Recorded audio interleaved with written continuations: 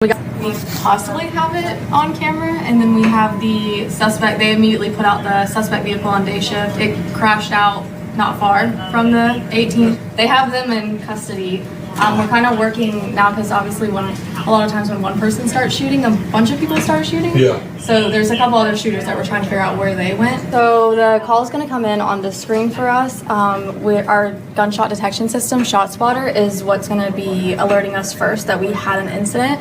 And we got 18 rounds at 50-20, which unfortunately, as of late, has been a hot spot for us. So the ShotSpotter tells you how many shots go off. Basically, that's what that does? Yes, and it pinpoints where they approximately come from. So, and it's going to tell you sometimes with accuracy if it was a moving shooter versus someone in a vehicle, high-powered rifle, anything like that.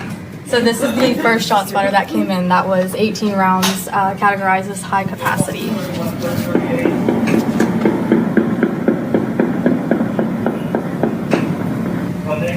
And then the next one's going to be 5 rounds.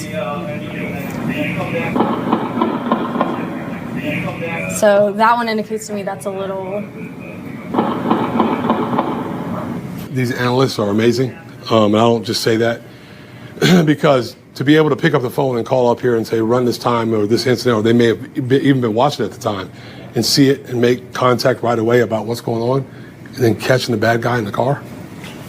They were able to get a suspect description, give it to officers. So by the time those officers are going on scene, they already know what they're walking into. So they were able to locate the victim, transport the victim.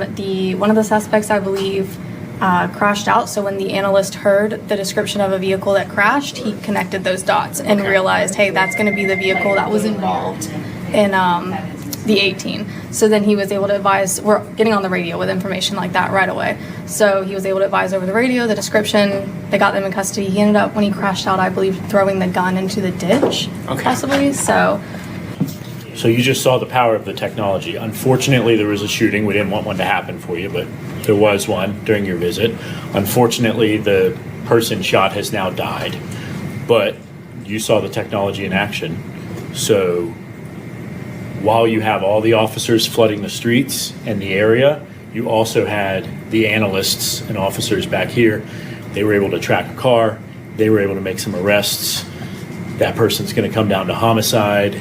Maybe not closure, but we have a suspect in custody. So unfortunately, someone died, but that's immediate, in my view, comfort to that family that we have that shooter now because of what we do.